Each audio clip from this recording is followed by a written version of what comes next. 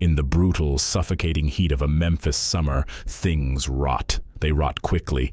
The humidity, thick as a blanket, accelerates the process. A forgotten bag of groceries on the counter, a dead squirrel in the attic, the secrets festering behind the closed doors of a rundown apartment complex. In July of the year 2000, in a tired brick building in the city's blue-collar heartland of Binghamton, a new kind of rot began to seep into the air.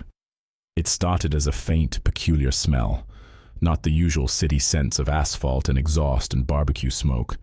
This was a smell that didn't belong. It was sickly sweet, with a greasy, metallic undertone. It crept from under the door of apartment 3B, the home of Ray Miller and his wife, a quiet woman named Louise. Mrs. Henderson in 3A thought it was a dead mouse in the walls. Mr. Chen in 3C blamed it on someone's garbage left out too long in the oppressive heat. But the smell didn't fade. It grew. It intensified day by day, becoming a physical presence in the hallway, a nauseating miasma that clung to the back of the throat. And with the growing smell came a strange, unnatural silence. Apartment 3B was never silent. Ray Miller was a man whose presence was measured in noise, the angry stomp of his work boots, the television blaring sports at all hours, the drunken, slurred curses that would bleed through the thin walls late at night, followed often by the sound of something breaking and the muffled, terrified sobs of his wife. Ray was a storm of a man, fueled by cheap whiskey and a lifetime of resentments, but for the past few days the storm had been silent. No TV, no shouting, nothing. The silence was, in its own way, more alarming than the noise. Mrs. Henderson, finally unable to bear the stench and the quiet any longer, called the building manager. The manager, a tired man named Earl, used his master key. It wouldn't turn. The deadbolt was thrown from the inside. That's when he called the police. Officer Davis and his partner were the first on the scene. The smell hit them the moment they stepped onto the third-floor landing. It was a smell unlike anything Davis, a 10-year veteran, had ever encountered. It was the smell of a butcher shop left to fester in the sun, mixed with something chemical and acrid. They announced themselves, knocking loudly on the door. There was no answer. They kicked the door in. The apartment was small and dark. The air inside was thick, almost unbreathable. And there, sitting in a worn-out armchair in the dim light of the living room, was Louise Miller. She was just sitting there, staring at a blank television screen, her face a pale, vacant mask. She didn't flinch when the door crashed open. She didn't seem to notice the two uniformed officers standing in her living room.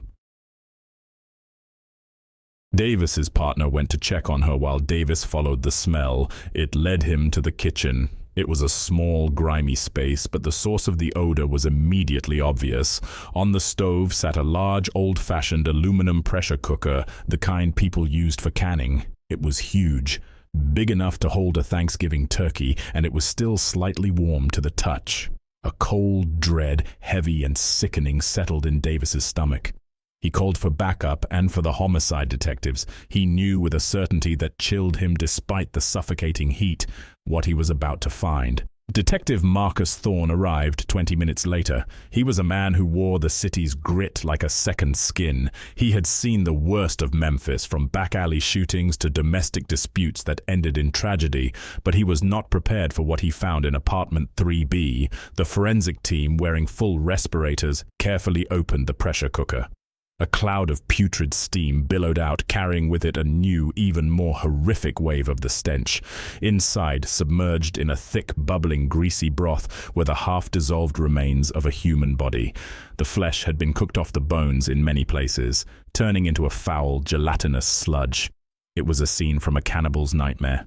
It was what was left of Ray Miller. Back in the living room, Louise Miller finally broke her silence. As the detectives began to question her, she looked up, her eyes slowly focusing as if waking from a long dream. And with a calmness that was perhaps more shocking than the scene in the kitchen, she confessed. "I killed him," she said, her voice a flat, empty whisper. "I killed my husband." The story she told was a litany of suffering, a 17-year descent into hell. She spoke of the man Ray Miller used to be, the man she had married, a handsome, hard-working man with a quick smile. But the years had been unkind. A layoff at the factory, a failed business venture, the slow, insidious creep of alcoholism. The man she loved had been eroded, replaced by a bitter, violent stranger who used his fist to communicate his frustrations. She spoke of the beatings, the random explosive rages, the verbal abuse that flayed her spirit raw. She showed the detectives the old faded scars on her arms and back, a pale, silent map of her torment. The neighbors, when questioned, confirmed it. They had heard the fights for years. They had seen her with black eyes and split lips. They had pitied her, but no one had ever interfered. In this part of town, people learned to mind their own business. According to Louise, the final night was no different from 100 others. Ray had come home drunk, enraged over a losing bet on a baseball game. He had hit her, thrown a plate against the wall, and then, his fury spent, had collapsed onto the bed and fallen into a deep, alcohol-fueled sleep. "I just snapped," she whispered, her gaze distant. "I couldn't take it anymore. I looked at him lying there snoring, and all the hate, all the fear from all those years. It just boiled up inside me." She said she went to the kitchen. She picked up the heavy wooden mallet they used to crack crabs, a gift from a family trip to the coast years ago. She went back to the bedroom, and she brought it down on Ray's head, again and again, until he was silent for good. Her description of what followed was disjointed, spoken in a monotone of shock and horror. The panic, the fear of being caught, the desperate, insane idea to get rid of the body, to make him disappear. She claimed she had acted alone, dragging his body to the bathroom, dismembering it with a kitchen knife, and then, piece by piece, cooking it in the big pressure cooker. It was a desperate, panicked attempt to erase her crime. Initially, the story held a grim, tragic logic. A battered wife, pushed beyond the limits of human endurance, finally strikes back. The public, hearing the whispers from the neighbors, the stories of Ray's abuse, felt a wave of sympathy for Louise. His horrific end was seen by many as a form of karmic justice. A monster had been slain by his victim. Even their 16-year-old daughter, a terrified, quiet girl named Clara, corroborated the story of her father's endless abuse. She had been staying with her aunt on the night of the murder, but she told the police that living with her father was like living with a ticking bomb. But Detective Marcus Thorne was a man who didn't believe in simple stories. And the more he looked at the scene, the more he listened to Louise's confession, the more the inconsistencies began to pile up. The first red flag was the apartment itself. The kitchen was a house of horrors, but the rest of the apartment, particularly the bedroom where Louise claimed the murder had taken place, was too clean, meticulously, unnaturally clean. There were no signs of a violent struggle, no blood spatter on the walls or the cheap pressboard headboard. The carpet showed no stains. A man's head being bludgeoned with a mallet is not a tidy event, it's a spray of blood and tissue. But here there was nothing. Then there was the detail from the medicine cabinet. Tucked behind a bottle of aspirin, a forensic tech found a vial of prescription sleeping pills. They were common, easily obtained. But the vial, which should have been nearly full according to the prescription date, was missing a significant number of pills. When asked about them, Louise seemed genuinely confused. She claimed she never used them. She had omitted them entirely from her confession. A toxicology report on the remains from the pressure cooker later confirmed it. In addition to a high level of alcohol, Ray Miller's system contained a massive dose of sedatives. He hadn't just been drunk. He had been drugged. He had been completely helpless. And then there was the dismemberment. Thorne had seen his share of gruesome crime scenes. He knew what a panicked, frenzied attack looked like. This wasn't it. The forensic pathologist, a seasoned professional named Dr. Evans, confirmed his suspicions. "The cuts on the bones are clean," Evans told him, his voice grim. "They're precise. This wasn't a frenzied hack job with a kitchen knife. The major joints were separated cleanly. This was done by someone who was calm, methodical, someone with a steady hand, maybe even someone with some anatomical knowledge, or at least someone with a lot of strength and the right tools." This contradicted Louise's narrative of a small, terrified woman acting in a blind panic. Louise's own demeanor was another inconsistency. After her initial confession, her calmness was unsettling. She was coherent, her story detailed and consistent, almost as if it had been rehearsed. For a woman who claimed to have been in a state of pure panic, she seemed remarkably composed.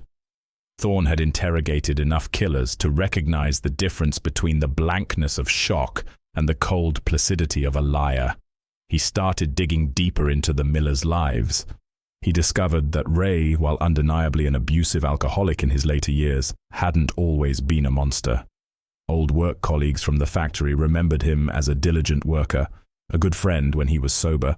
Friends from their younger days spoke of a man who had once adored his wife. The slide had been gradual, fueled by failure and financial pressure. He was a man broken by life, who in turn broke the person closest to him.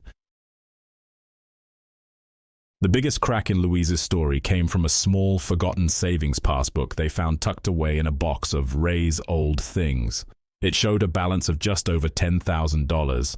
Not a fortune, but a significant amount for a family living paycheck to paycheck. A secret nest egg. When asked about it, Louise claimed to have no knowledge of it, but Thorne wondered. Was it possible there was a financial motive she was hiding? The real breakthrough, however, came from the most vulnerable source, the daughter, Clara. In sessions with a child psychologist, the terrified teenager began to open up. Her memories were fragmented, shrouded in fear, but they were crucial. She spoke of her mother's increasing secrecy in the months before the murder. She remembered her mother making quiet, furtive phone calls when she thought no one was listening. She remembered her mother starting to go out more often for walks or to meet a friend, always with a vague explanation. A neighbor, the same Mrs. Henderson who had first called the police, unknowingly corroborated Clara's story. She told Thorne she'd seen Louise a few times down at the local market talking to a man, an unfamiliar man. She said they looked very close, intimate.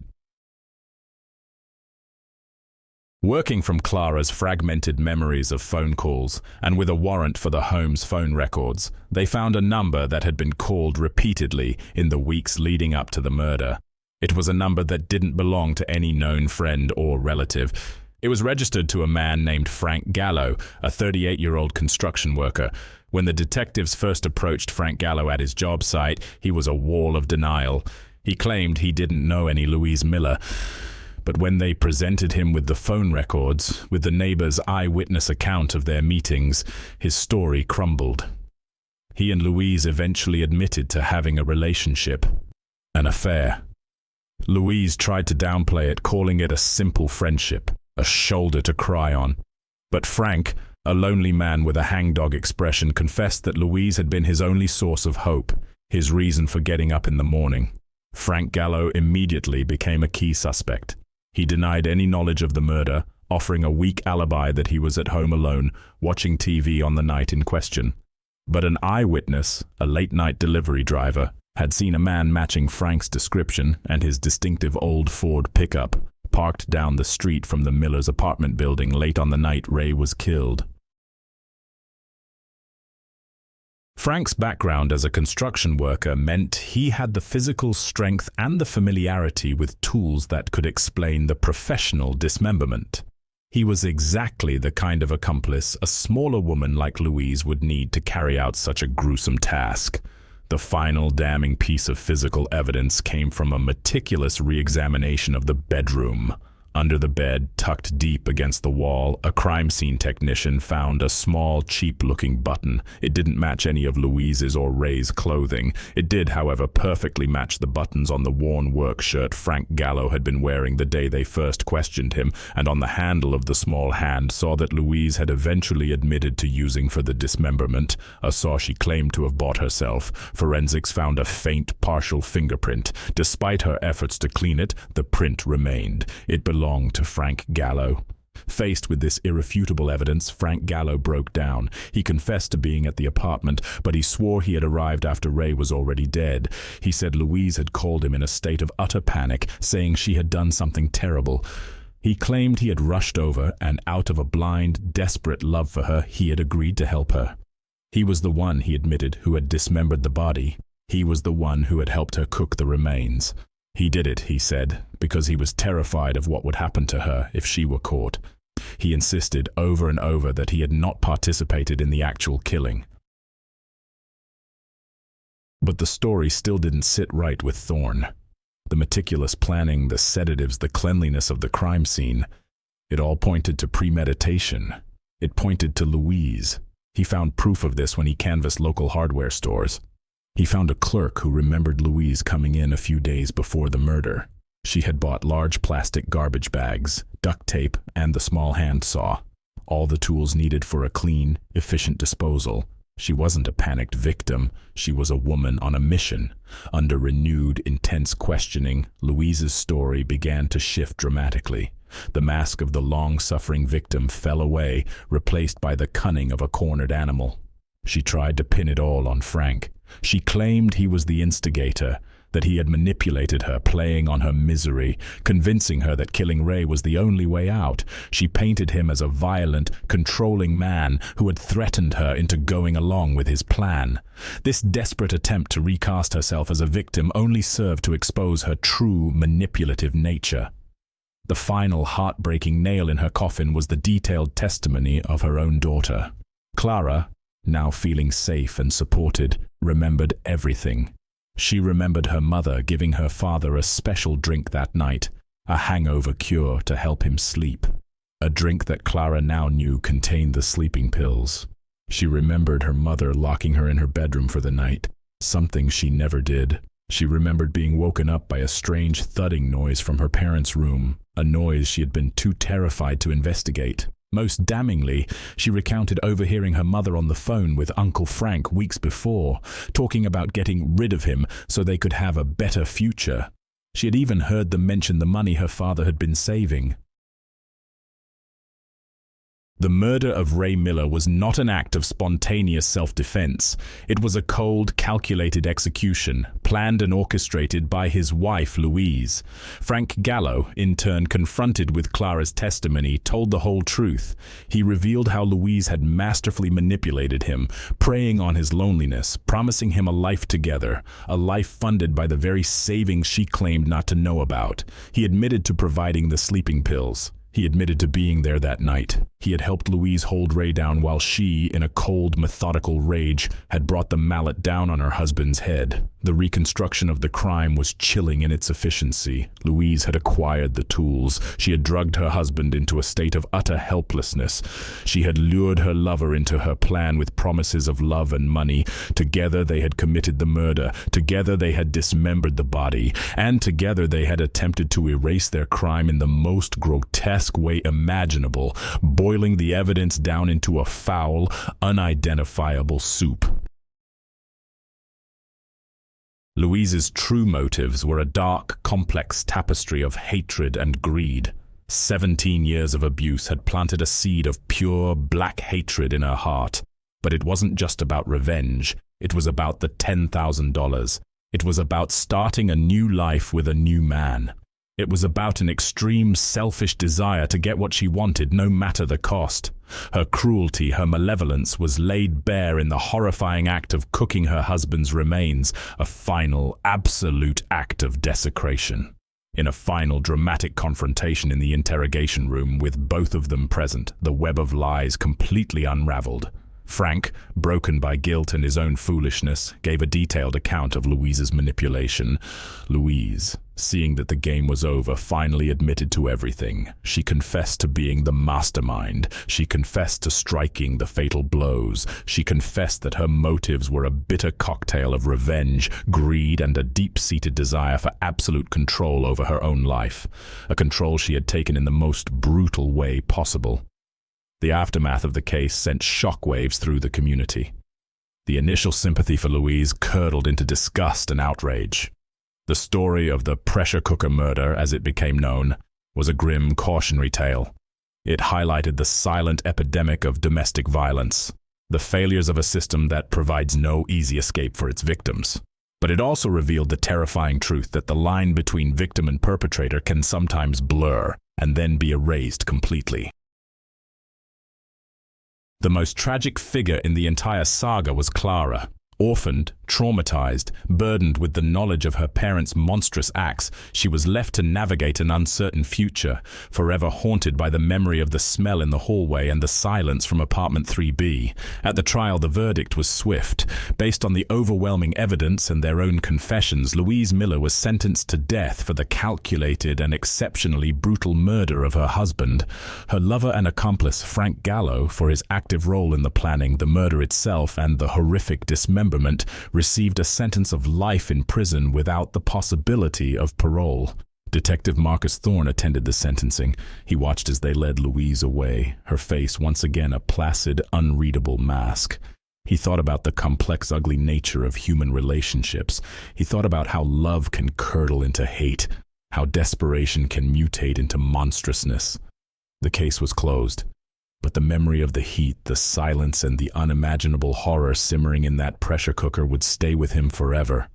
It was another layer of rot, another dark secret that the city of Memphis would absorb into its already haunted soul.